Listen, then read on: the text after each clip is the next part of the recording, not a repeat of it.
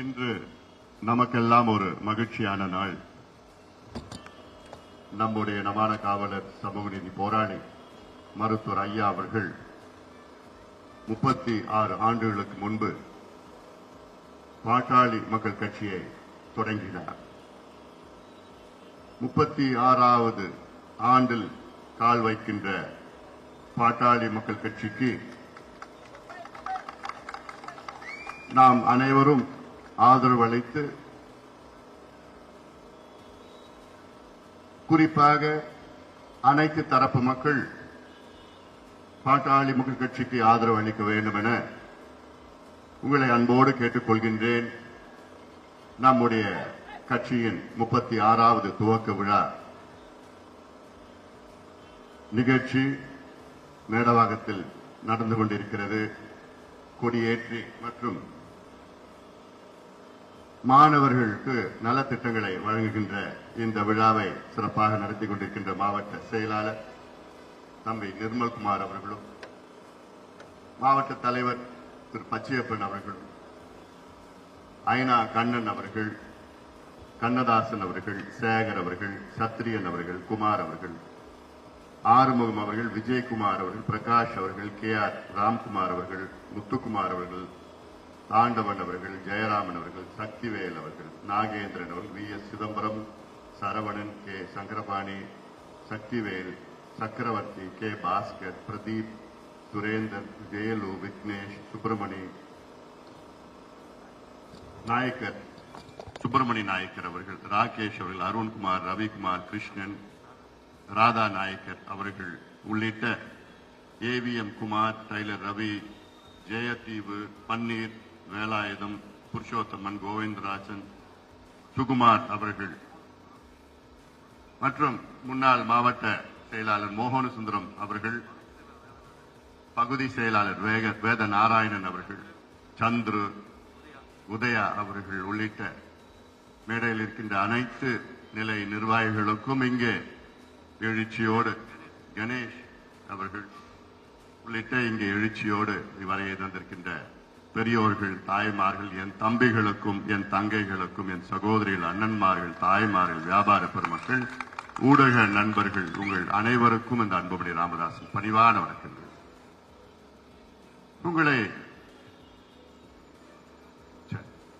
உங்களை இன்று சந்திப்பதில் எனக்கு மிக்க மகிழ்ச்சி. அதிலும் குறிப்பாக நம் கட்சியின் 36வது ஆண்டு துவக்க விழா தமிழ்நாடு முழுவதும் கோலாகலமாக, தமிழ்நாடு முழுவதும் மட்டுமல்ல, புதுவையிலும் சரி, கேரளாவிலும் சரி, ஆந்திரா, கர்நாடகாவிலே கோலாகலமாக நடைபெற்றுக் கொண்டிருக்கிறது. நம்முடைய தொண்டர்கள் எல்லாம் அனைத்து பகுதிகளிலும் கொடியேற்றி இனிப்புகளை வழங்கிக் கொண்டிருக்கின்ற இந்த மகிழ்ச்சியான தருணம் இது. இன்று தமிழகத்தின் வரலாற்றை பாட்டாளி மக்கள் கட்சியை நீக்கி எழுத முடியாது. தமிழக வரலாற்றிலே பாட்டாளி மக்கள் கட்சிக்கு மிகப்பெரிய இடம் இருக்கிறது. வரும் காலத்திலே அதைவிட இன்னும் பெரிய இடம் இருக்க போகிறது. காரணம், இன்று தமிழ்நாட்டில் மட்டுமல்ல, இந்தியாவிலே பல சாதனைகளை தொடர்ந்து ஆட்சி அதிகாரத்திற்கு வருவதற்கு முன்பாகவே செய்து கொண்டிருக்கிறது பாட்டாளி மக்கள் கட்சி. அதனால்தான் எங்களுக்கெல்லாம் அது பெருமை. அதிலும் பாட்டாளி மக்கள் கட்சி தலைவராக பொறுப்பேற்ற பிறகு இவ்வளோ செயல்பாடுகள் இங்கே தமிழ்நாட்டிலே மற்ற பகுதிகளெல்லாம் செயல்பட்டுக் கொண்டிருக்கின்றோம். அந்த வகையில இன்று எங்களுடைய கட்சியினுடைய 36வது துவக்க விழா. நினைத்து பாருங்கள், 36 ஆண்டுகள் தமிழ்நாட்டிலே ஒரு கட்சி 36 ஆண்டுகள் வெற்றிகரமாக இயங்கி வருகிறது என்றால் அது பாட்டாளி மக்கள் கட்சி. எத்தனையோ கட்சி தொடங்கினார்கள், மற்ற கட்சிகளெல்லாம் பேரளவில் இயங்கிக் கொண்டிருக்கிறது. ஆனால் உண்மையான உணர்வுபூர்வமாக இன்று பாட்டாளி கட்சி இங்கே நம்முடைய மருத்துவர் ஐயா அவர்கள் நம்மை வழிநடத்தி வருகிறார்கள். சொல்லப்போனால் இன்று தமிழ்நாட்டிலே இந்த திராவிட கட்சிகள் செய்யாததைகளும் நாம் செய்திருக்கின்றோம். தமிழ்நாட்டிலே இதற்கு முன்பு ஆண்ட காங்கிரஸ் கட்சி செய்யாததைகளும் நாம் செய்திருக்கின்றோம். உண்மையிலே இன்று தமிழ்நாட்டில் இன்று பாட்டாளி மக்கள் கட்சியால் தமிழ்நாட்டிலே மது விலக்கு கொள்கையை கொண்டு வந்தது. அதாவது இன்னைக்கு தமிழக அரசு மதுவிலக்கு கொள்கையை கொண்டு வந்ததற்கு காரணம் பாட்டாளி மக்கள் கட்சி. இன்று தமிழக அரசு நீர் மேலாண்மை கொள்கையை கொண்டு வந்ததற்கு காரணம் பாட்டாளி மக்கள் கட்சி. தமிழக அரசு காலநிலை மாற்றம் கொள்கையை கொண்டு வந்ததற்கு காரணம் பாட்டாளி மக்கள் கட்சி. தமிழக அரசு தனியாக வேளாண் துறைக்கு பட்ஜெட்டை கொண்டு வந்ததற்கு காரணம் பாட்டாளி மக்கள் கட்சி. தமிழ்நாட்டில் காவிரி டெல்டா பகுதியை பாதுகாக்கப்பட்ட வேளாண் மண்டலமாக அறிவித்ததற்கு காரணம் பாட்டாளி மக்கள் கட்சி. இன்று தமிழ்நாட்டிலே சுகாதார கொள்கையை கொண்டு வந்ததற்கு காரணம் பாட்டாளி மக்கள் கட்சி. நினைத்து பாருங்கள், ஆட்சி அதிகாரம் வருவதற்கு முன்பாகவே ஒரு கட்சி தன் போராட்டத்தின் மூலமாக, ஆர்ப்பாட்டத்தின் மூலமாக, அழுத்தங்கள் மூலமாக இவ்வளவு கொள்கைகளை தமிழக அரசை கொண்டு வர நிர்பந்தம் செய்திருக்கிறது. ஆனால் இவ்வளவு காலமாக ஆண்ட கட்சிகள், குறிப்பாக 57 ஆண்டு காலம் இரு கட்சிகள் ஆட்சி செய்து கொண்டிருக்கின்றன. இந்த 57 ஆண்டு காலம் ஆட்சி செய்து இவர்கள் செய்தது என்ன என்ற மிகப்பெரிய கேள்வி. நேற்றைய முன்தினம் நான் திருச்சியில கர்ம வீரர் காமராசர் அவருடைய 122வது ஆண்டு விழா துவக்க விழா, பிறந்த நாள் விழா, அதில் கொண்டாட்டத்திலே கலந்த நேரத்தில் அப்பொழுது நான் சொன்னேன், தமிழ்நாடு ஓரளவுக்கு முன்னேறி இருக்கிறது. அதற்கு காரணம் அடித்தளம் வகுத்தவர் கர்ம வீரர் காமராசர் அவர்கள். அதற்கு முன்பு சமூக நீதி என்று நமக்கெல்லாம் வழங்கியவர், நிலைநாட்டியவர் தந்தை பெரியார் அவர்கள். என்று பாட்டாளி மக்கள் கட்சியினுடைய 3 முன்னோடிகள் நம்ம இருக்கின்றோம். தந்தை பெரியார் அவர்கள், அண்ணல் அம்பேத்கர் அவர்கள், புரட்சியாளர் கார்ல் மார்க்ஸ் அவர்கள். இவர்கள் தான் மும்மூர்த்திகள். நம் கட்சிக்கு 3 முன்னோடிகள். இவர்களுடைய கொள்கைப்படிதான் பாட்டாளி மக்கள் கட்சி இன்று இயங்கி வருகிறது. இது வேற எந்த கட்சியுமா அப்படி சொல்ல முடியுமா? இன்று ஆளுங்கின்ற திமுக சமூக நீதி, நான் தந்தை பெரியாருடைய வாரிசு, அண்ணாவுடைய வாரிசு, கலைஞருடைய வாரிசு, இப்படி எல்லாம் பொய் பேசிக் கொண்டிருக்கிறது. இன்னைக்கு திமுகவுக்கும் சமூக நீதிக்கும் சம்பந்தமே கிடையாது, எவ்வளவும் சம்பந்தம் கிடையாது. திமுக சமூக நீதியை பற்றி பேசுவதற்கு தகுதி கிடையாது. இன்னைக்கு சமூக நீதியின் விரோதி யாருன்னா அது திமுக தான். உங்களுக்கு பேசத்துடன் தகுதி கிடையாது. ஆனால் இன்று இந்தியாவிலே சமூக நீதி என்று சொன்னால் அதற்கு மறுபெயர் யாரு? எங்களுடைய மருத்துவர் ஐயா அவர்கள். எங்களுடைய மருத்துவர் ஐயா இன்று 86 வயது ஐயாவுக்கு 45 ஆண்டு காலம் சமூக நீதிக்காக போராடி வருகிறார்கள். 45 ஆண்டு காலம், நினைத்து பாருங்க. ஆனால் இது என்ன தமிழக மக்கள் செய்திருக்க வேண்டும்? 46 ஆண்டு காலம் ஒரு மனிதர் எப்படியாவது பின்தங்கிய சமுதாயங்கள், ஒடுக்கப்பட்ட மக்கள், அடக்கப்பட்ட மக்கள், வஞ்சிக்கப்பட்ட மக்கள், தாழ்த்தப்பட்ட மக்கள், பிற்படுத்தப்பட்ட மக்கள், சிறுபான்மையர் மக்கள், அவர்களுக்கு படிப்பு கிடையாது, வேலை கிடையாது, வாழ்வாதாரம் கிடையாது, முன்னேற முடியவில்லை. இந்த மக்களுக்கெல்லாம் முன்னேற்றம் வேண்டும் என்று, அதுதான் சமூக நீதி, அது எங்களுக்கு வேண்டும் என்று போராடி கொண்டிருக்கின்ற ஒரே தலைவர் மருத்துவர் ஐயா அவர்கள் தான். இது என்று தமிழக மக்கள் புரிந்து கொள்கிறீர்களோ அன்றுதான் உங்களுக்கு உண்மையிலே முன்னேற்றம் கிடைக்கும். இல்ல நடந்து முடிந்த விக்கிரவாண்டி இடைத்தேர்தல்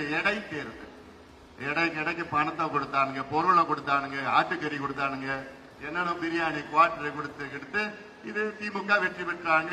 அவங்க முதலமைச்சர் சொல்றார், எங்களுக்கு மாபெரும் வெற்றி. தெரியாத முதலமைச்சருக்கு? உலகத்துக்கே தெரியுது இது காசு கொடுத்து வெற்றி பெற்றதுன்னு உலகத்துக்கே தெரியுது.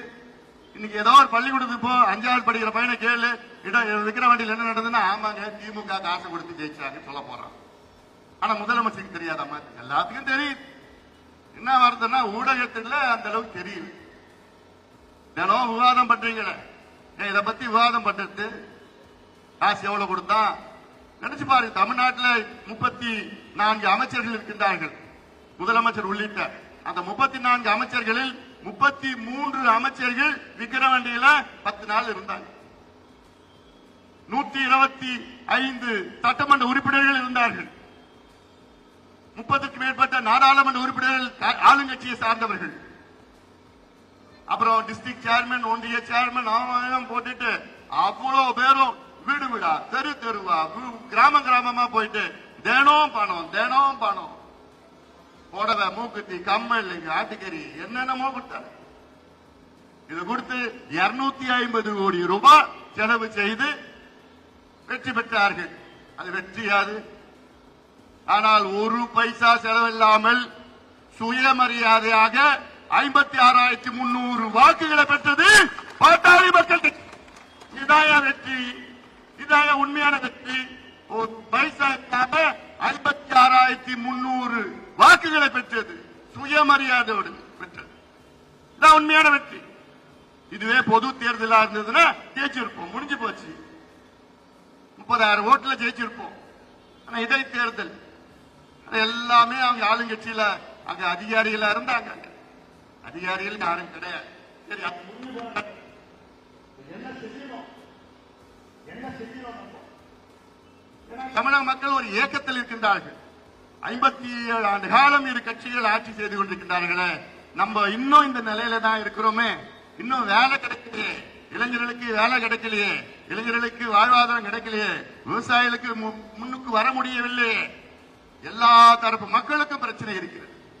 எல்லா தரப்பு மக்களும் இன்று இயக்கத்தில் இருக்கின்றார்கள். ஆனால் முதலமைச்சருக்கு மட்டும் தெரியல. நேற்று பாத்தீங்கன்னா மின் கட்டண உயர்வு எவ்வளவு அநியாயம். அடிக்கு மேல அடி வாங்கிட்டு இருக்கிறோம். ஏழை மக்கள் இன்னும் அடிக்கு மேல அடி. பாவம். கொரோனா 3 ஆண்டு காலம் தாக்கி ரொம்ப மோசமான ஒரு சூழலில் இன்னைக்கு வாழ்வாதாரம் இல்ல, வருமானம் கிடையாது, எதுவும் இல்லாத சூழல் இருக்கின்ற மக்களுக்கு அடி மேல அடி வைத்து கொடுத்து இன்னைக்கு பாத்தீங்கன்னா நேற்று பாத்தா 4.8 விழுக்காடு மின் கட்டண உயர்வு. குறைந்தது ஆண்டுதோறும் நீங்க 15,000 ரூபாய் மின் கட்டணம், நீங்க அதிக கட்டணம், குறைந்த அதிக கட்டணம் நகை கிடையாது. நகை கிடையாது. 5 லட்சம் 10 லட்சம் கூட போவோம் மின் கட்டணம் உயர்வு. குறைந்தது ஒவ்வொரு வீட்டையும் 15,000 ரூபாய் நீங்க கட்ட வேண்டியதா. இதுதான் ஒரு நல்ல மக்களை பற்றி முதலமைச்சருக்கு எந்த கவலையோ எந்த அக்கறையோ கிடையாது.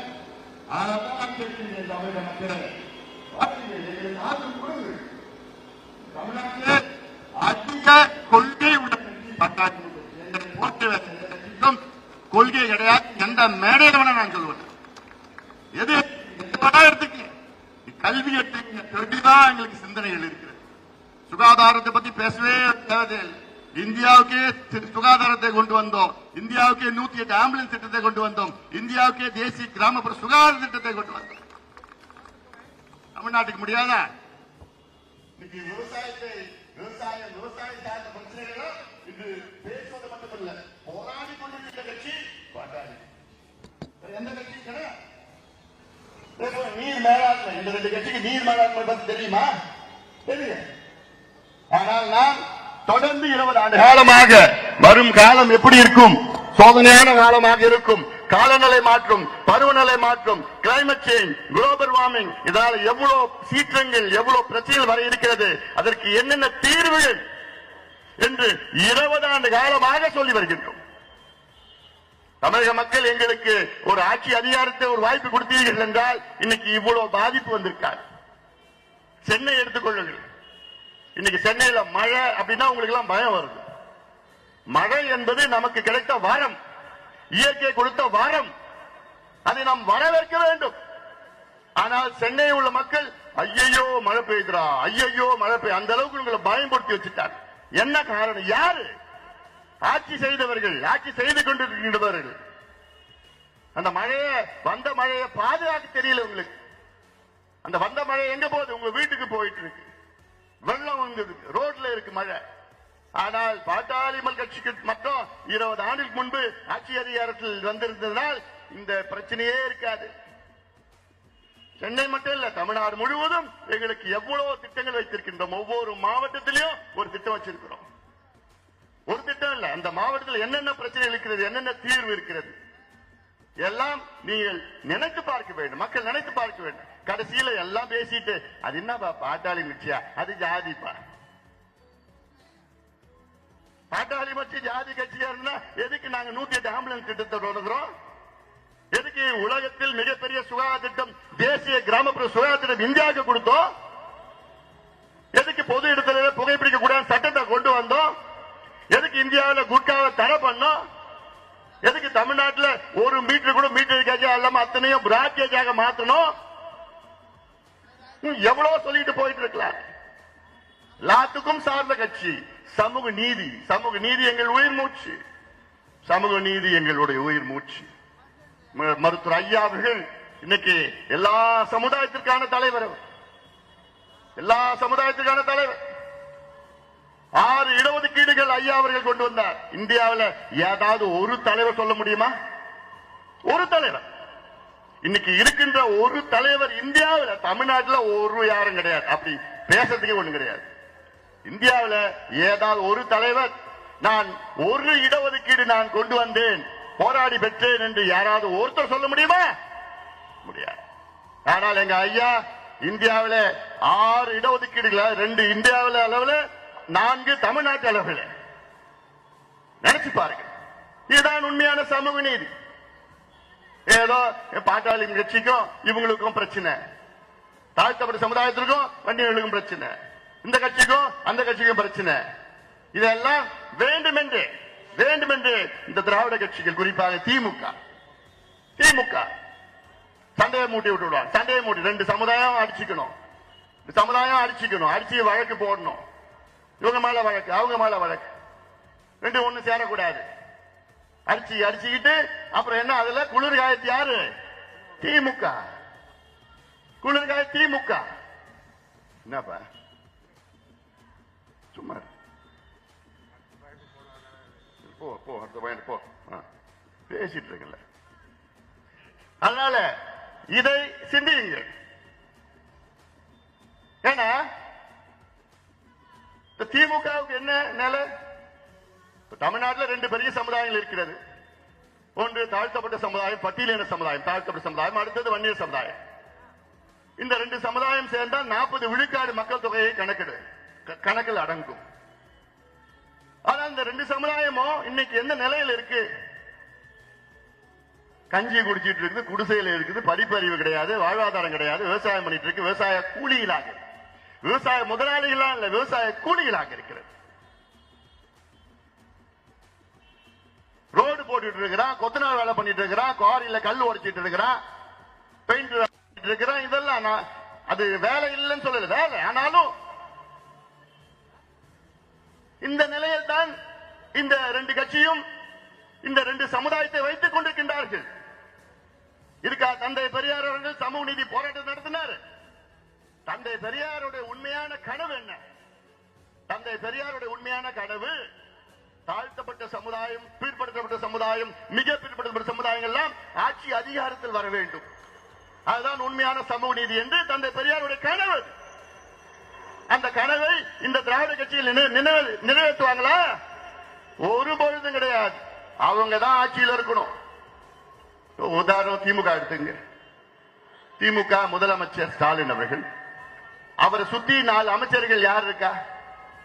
தந்தை பெரியாருடைய சமூக நீதி கணக்கின்படி ஸ்டாலின் அவர்கள் அவர் சுத்தி ஒரு 4 முக்கியமான அமைச்சர்கள் வச்சிருக்கிறாரு. அந்த கணக்கின்படியா வச்சிருக்கிறாரு? இல்ல. சுத்தி வச்சிருக்கிறது யாரு? ஏவா வேலு. ஏவா வேலுக்கும் சமூக நீதிக்கும் சம்பந்தம் இருக்கா? இல்ல. அவர் ஒரு வியாபாரி.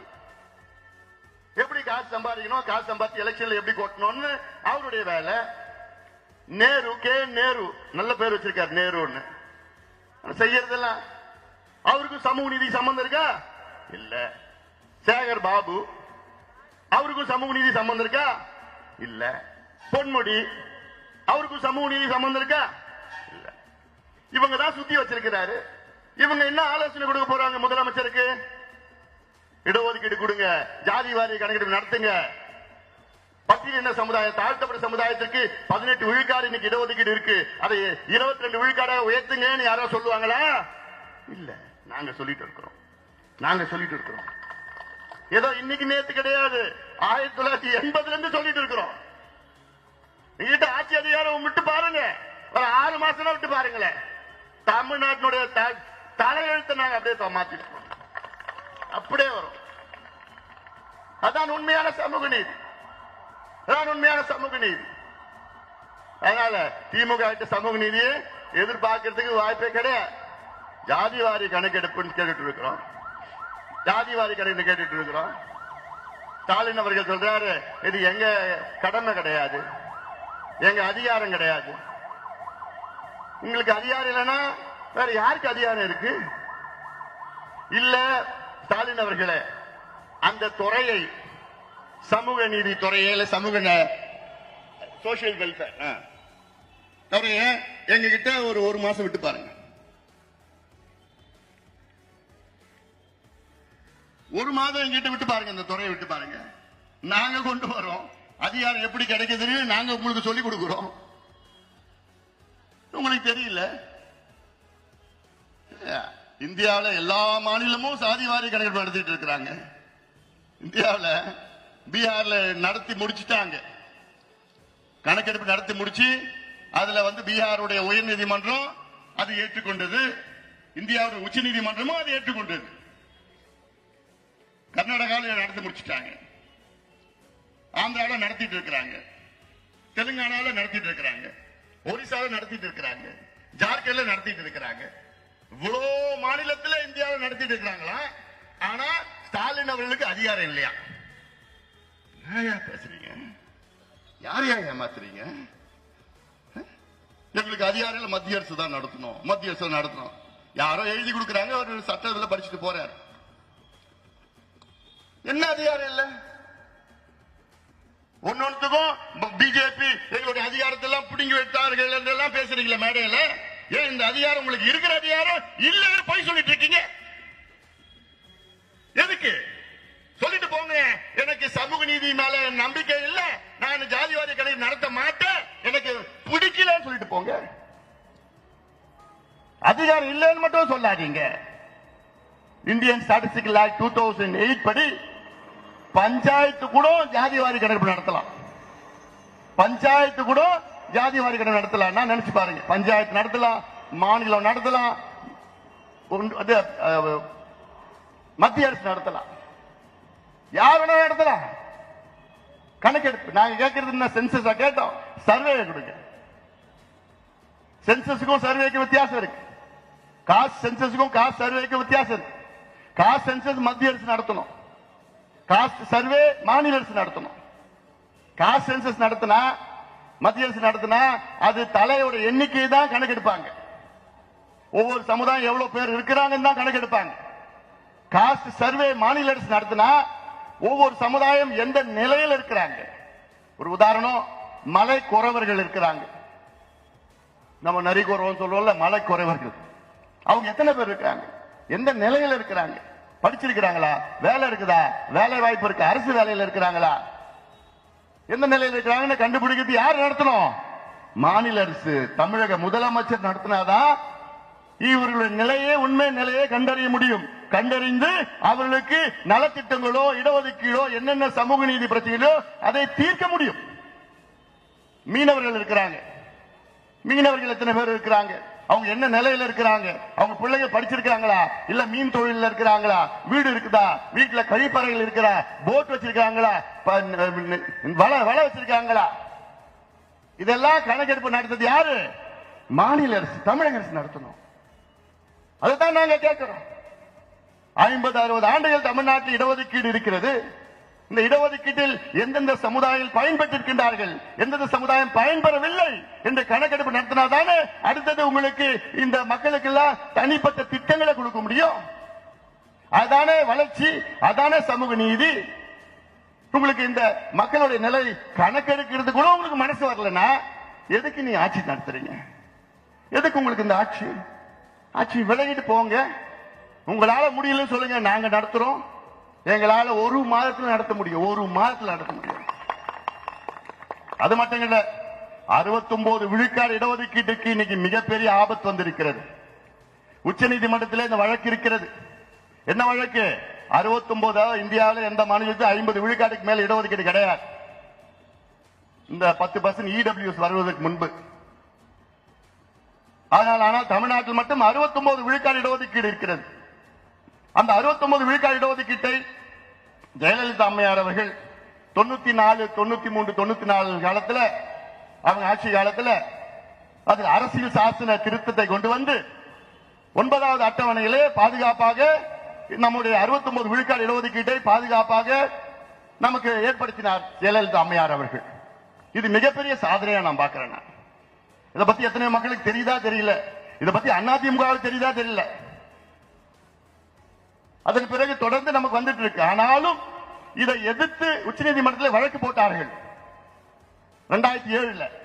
அந்த வழக்கு 2010 ஒரு தீர்ப்பு வந்தது. அந்த தீர்ப்பின்படி என்ன சொன்னாங்க உச்சநீதிமன்ற நீதிபதி, குறிப்பா தலைமை நீதிபதி என்ன சொன்னார் தெரியுமா? தமிழ்நாட்டில் உண்மையிலே 69 விழுக்காடு அங்கே தாழ்த்தப்பட்ட பழங்குடி மக்கள், மிகவும் பிற்படுத்தப்பட்ட சிறுபான்மை மக்கள் இருக்கிறார்களா என்று கேள்வி எழுப்பினார். யாரு? உச்சநீதிமன்ற தலைமை நீதிபதி. 69% மக்கள் இருக்கிறாங்களான்னு கேட்டார். எந்த கணக்கில் நீங்க சொல்றீங்கன்னு கேட்டார் நீதிபதி. ஒரு ஆண்டுக்குள் கணக்கெடுப்பு நடத்தி அதை உறுதி செய்யுங்கள் சொன்னார் நீதிபதி. 2010, இன்னைக்கு 2024, 14 ஆண்டுகள் இருக்கிறது. அதன் பிறகும் 2 வழக்குகள் உச்சநீதிமன்றத்தில் தொகுத்தார்கள். யாரு? இந்த இடஒதுக்கீடு எதிரிகள். அந்த வழக்கு இப்ப உச்சநீதிமன்றத்தில் என்னைக்கு வேணா வரும், வந்துச்சு. அப்ப நீதிபதிகள் கேட்பாங்க, கணக்கெடுப்பு நடத்திருக்கீங்களான்னு கேட்பாங்க. இவங்க என்ன சொல்லுவாங்க? இல்லைங்கன்னு சொல்ல போறான். உடனே என்ன பண்ணுவாங்க உச்சநீதிமன்ற நீதிபதிகள்? நீங்க கணக்கெடுப்பு நடத்துற வரைக்கும் நான் இந்த 69 விழுக்காடு இடஒதுக்கீடு ரத்து பண்ண போறேன்னு சொன்னாங்கன்னா என்ன ஆகும் தெரியுமா? என்ன ஆகும்? அன்னைக்கே திமுக ஆட்சி களையும். அன்னைக்கே திமுக ஆட்சி கலைக்கப்படும், கலைஞ்சிடும், விரட்டி அடிக்கப்படுவார்கள். கட்சியே முடிஞ்சு போச்சு, அவ்வளவுதான். இனி நீங்க ஜென்மத்துக்கு ஆட்சிக்கு வர முடியாது. இது மட்டும் ஞாபகம் வச்சுக்கோங்க. முதலமைச்சருக்கு ஸ்டாலின் அவர்களுக்கு நான் சொல்றேன் நான். ஏன்னா இதெல்லாம் சாதாரண பிரச்சனை கிடையாது. உங்களை சுத்தி இருக்கிறவங்க உங்களுக்கு தவறான முறையிலே வழி நடத்துகிறார்கள், தவறான ஆலோசனை எல்லாம் சொல்லிட்டு இருக்கிறாங்க. இது மிக மிக முக்கியமான பிரச்சனையா நான் சொல்றேன். 69 விழுக்காடு இடஒதுக்கீடு இது எங்களுடைய உரிமை. நூற்றுக்கணக்கானவர்கள் உயிர் நீத்து பெற்ற இடஒதுக்கீடுகள் எல்லாம். அதனால இதுல ஏதாவது ஒண்ணு வந்துச்சு, அன்னைக்கே திமுக அரசு கலைக்கப்படும், முடிஞ்சு போச்சு, அவ்வளவுதான். இனி ஜென்மத்துக்கு நீங்க தமிழ்நாட்டில் கனவுடன் காணாதீங்க. மீண்டும் மீண்டும் சொல்கின்றேன் நான். அதனால இதெல்லாம் இன்னும் நிறைய இருக்கு. இது ஒரு பொதுக்கூட்ட நோய் வரணும். இன்னும் நிறைய இடத்துக்கு போனேன் நான். ஏன்னா இன்னும் எவ்வளவு செய்திகள் சொல்ல செய்தி இருக்குல்ல, என்னது ஒரு 2 மணி நேரம் ஆகும். இந்த பள்ளிக்கான தடுப்பு நலம் இது யார் காப்பாத்தினது? மருத்துவர் ஐயாவும் இந்த அன்புமணி ராமதாசும். என்னைக்கு போனோம் கண்ணா? என்னைக்கு சைக்கிள்ல போனோம்? 2004. 20 ஆண்டுகளுக்கு முன்பு 5000 இளைஞர்களுடன் 22 கிலோமீட்டர் சைக்கிள் பேரணியை நான் நடத்தி விழிப்புணர்வு ஏற்படுத்தி நீதிமன்றத்திற்கு சென்று வழக்குகளை தொடர்ந்து பிறகு இதுக்கு பாதுகாப்பு வழங்கப்பட்டது. இதெல்லாம் யார் காரணம்? பாட்டாளி மக்கள் கட்சி காரணம். எவ்வளவு வரலாறு இருக்கு, பாட்டாளி கட்சியுடைய எவ்வளவு சரித்திரங்கள் வரலாறுலாம் இருக்கு. அதை நினைச்சு பாருங்க. அதிகாரம் இல்லாமலேயே, ஆட்சி அதிகாரத்துக்கு வராமலேயே இவ்வளவு செய்கின்ற பாட்டாளி கட்சி ஒரு முறை நீங்கள் ஆட்சி அதிகாரம் கொடுங்கள், நினைத்து பாருங்கள், ஒரு முறை கொடுங்கள். 57 ஆண்டுகள் செய்யாததை எங்களால் 5 ஆண்டு காலத்தில் செய்து முடிப்போம். இந்த திராவிட கட்சிகள் தமிழ்நாட்டில் 57 ஆண்டுகள் செய்யாததை நாங்கள் 5 ஆண்டு காலத்தில் செய்து முடிப்போம். இந்தியாவின் முதன்மை மாநிலம் கிடையாது. சிங்கப்பூருக்கும் தமிழ்நாட்டுக்கும் போட்டி போடுவோம். அந்த அளவுக்கு முன்னேற்றங்களை எங்களால் கொண்டு வர முடியும். வேலை வாய்ப்பு ஒரு பக்கம், கல்வியில புரட்சிகள் செய்வோம். சுகாதாரத்தை பற்றி பேச தேவையில்லை, என்ன அந்த அளவுக்கு இன்னும் செய்வோம். தொழில் வளத்தை பெருகுவோம், விவசாயத்தை பெருகுவோம், நீர் மேலாண்மைக்கு முக்கியத்துவம் கொடுப்போம், சுற்றுச்சூழலை பாதுகாப்போம். எல்லாற்றுக்கும் மேல் டாஸ்மாக் கடையை மூடுவோம், கள்ளச்சாராயத்தை ஒழிப்போம், கஞ்சாவை அடியோடு ஒழிப்போம். போதைப் பொருட்கள் எல்லாம் தமிழ்நாட்டில் ஒரு பொட்டலம் எதுவுமே இருக்காது. அந்த அளவுக்கு ஒரு ஆட்சி நாங்கள் செய்ய காத்து கொண்டிருக்கின்றோம். அந்த வாய்ப்பை நீங்கள் கொடுங்கள், கொடுங்கள், கொடுங்கள். இதெல்லாம் சொல்ல நான் கடமைப்பட்டிருக்கின்றேன். அதனால இது இந்த நாள் எங்களுக்கெல்லாம் மகிழ்ச்சியான நாள்.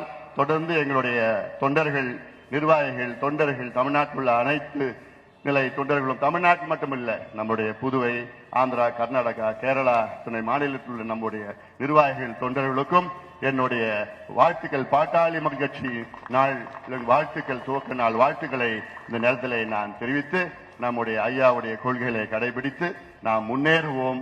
நிச்சயமாக நாம் தமிழ்நாட்டை நாம் காப்பாற்றுகின்ற நிலை என்று இருக்கிறது. ஏன்னா எங்க பார்த்தாலும் தமிழ்நாடுன்னு சொன்னால் அது குடியார நாடா மாறிடுச்சு, கஞ்சா நாடா மாறிடுச்சு, கொள்ளை நாடாக மாறியிருக்கு, சட்டம் ஒழுங்கு மிக மோசமாக இருக்கிறது.